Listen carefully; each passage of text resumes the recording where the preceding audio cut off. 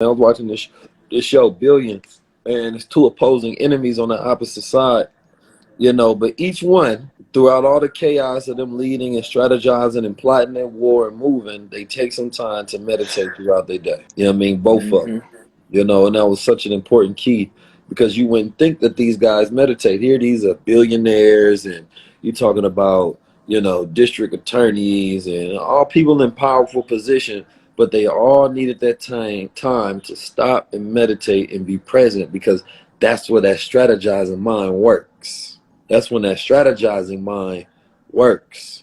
I was leaving the hotel and I was in a rush to get my things out. I didn't have my charger and I needed to take it down to the front. And so I went and took it down to the front and I stepped outside and I sat down for a second and it's a chair in front of this fountain and there's running water. So I'm sitting in this running water and as I was thinking, I realized that I had left something of very importance, right? And that thought would have never came to me because I was moving so much that I didn't get to catch up with myself.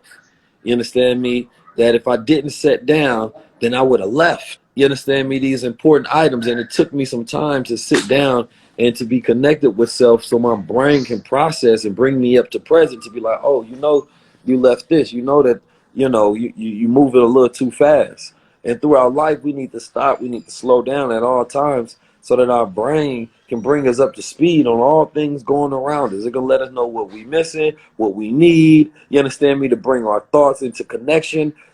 See, a lot of you all trying to learn right now, man, and you will have a hard time trying to learn new subjects. I don't care how great the teacher is, how good the subject is.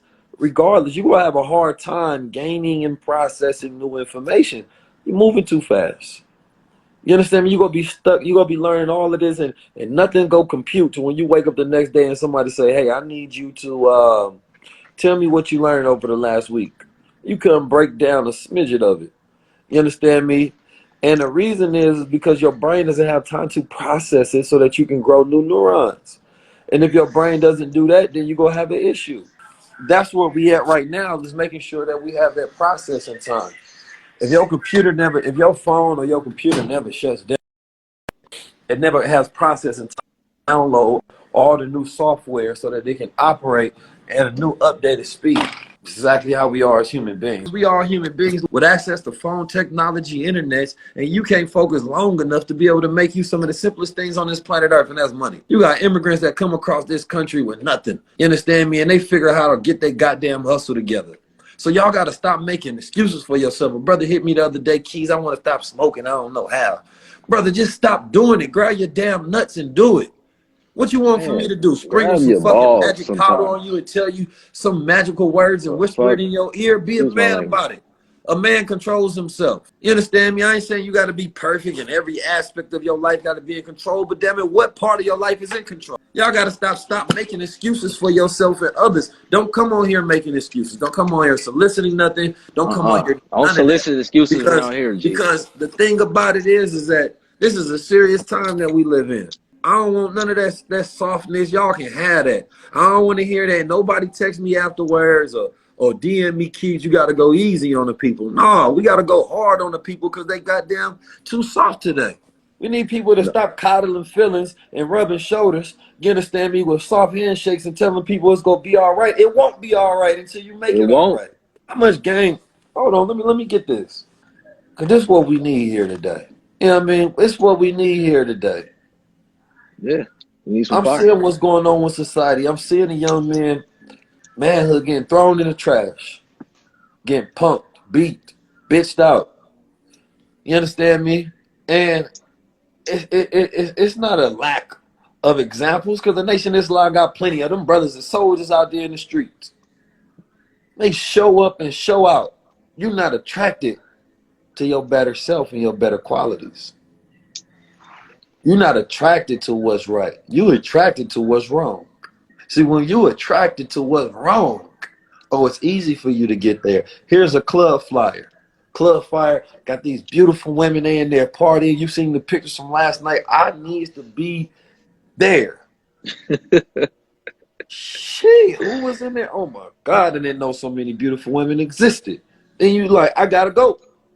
You attracted to what's wrong because your goals have nothing to do with that goddamn flyer. So you go there, buy you some drinks, might need an outfit, maybe have to throw a fresh shirt on. You know what I mean? The gas money that you're gonna spend. You understand? Might bring a friend with you, ain't got no paper. You might pay for them to get in. You know what I mean? You may spend $200-$300. Then you wake up the next day and here's an educational program somebody trying to get me to pay for. Man, these niggas can never give us nothing for free. Nigga. Bro, man, I ain't got no money. I need to pay my bills, bro. Come on, man. I want to get in. I ain't gonna lie. I've been watching y'all for a long time, but I ain't got in yet, though. But I've been watching it, though. Oh, you so hesitant for what's right that you know go improve because it requires accountability and responsibility. So it's easy for you to be led in the wrong direction and hard for you to be led in the right. So that's why I'm not letting up on us. I ain't letting up on us. When I was younger, we had to sit in a meeting for hours. I'm talking about a young man. Nowadays, y'all children can't sit still to say they goddamn life. You understand me? I'm a young man having to sit in a meeting like this for hours listening to grown men teach. And if I move, somebody come slap me on the back of my head. A slap. Today, y'all want to goddamn call CPS. Because your young man is soft. You understand me? And you don't want to send them where they can be put into that furnace of fire and forced into becoming men. See, the young boy is supposed to have already be developing a man's mentality. It don't take away from childhood to think like a man. The manhood is the principles. Man, when you go down to the root word, you're talking about a human being. See, when you judge everything by patriarchal structure, then you thinking, oh, man don't mean me. No. A man just talking about a human being. You understand me? How to think like a proper human being. And so what's less than a human being? That's a slave. Because the human being has control over his will. The human being can submit his will to do the will of God, and that God within you is that higher self that leads you. But when you don't have control to submit your will to God and you submitted it to man, and man controls you, environment controls you, habits control you, you have become a slave. Big slave. So therefore you are no longer a man, because a man, a human being, operates based on the function of their nature. So if a male doesn't develop into the principles of man to godhood, he's not operating in his nature, so therefore he can't be a man. You see a man who's weak but has the potential to be strong, that's not a man. How I'm gonna respect you when you got all this potential and you won't touch it? You understand me? I see a man struggling, he weak, physically weak. I'm like, bro, you could have trained. I'm not gonna help you. I'm not helping you. You could have trained like I trained. You don't get you go struggle until you get stronger. You go pull me because down. If I help you, then you no longer feel the necessity to tap inward and become stronger. So now I ain't doing that. Get your weak ass in there and train. Go ahead. You understand me? Listen, training. One of the definitions of training is to qualify. How do you know if you qualify for anything if you don't train? How you know everybody want to build wealth? How you know you qualify for wealth if you don't train for it? What is the training ground for wealth? Is discipline. The training ground for wealth is education. You understand me? The training ground for wealth is implementation. So if you're not practicing, then you don't deserve to be wealthy.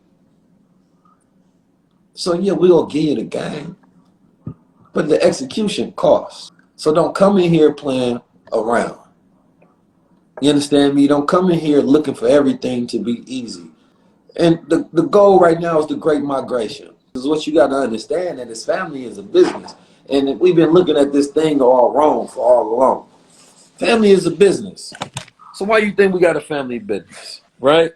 And I've already had a family business. We got Goldwater, got Crowns, right? It's been behind the scenes, but now I put it on the front line. Prove it then, Keys. Because if you a leader, if you own it, you put other people on. So here they are. My brother right there in front of you. My father's there in front of you. My sister's there in front of you. You understand me?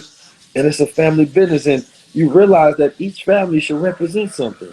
Each family last name should represent something. What is your service? what does that family institution represent? What backs that family? Like, what does your family represent? Everybody want to be individuals, and that's why your family lose. Oh no, I want to go do this, that, or the third. Forget the family. And who propagates that? The entertainment. When you go look at the TV, and it promotes rebellion against the family.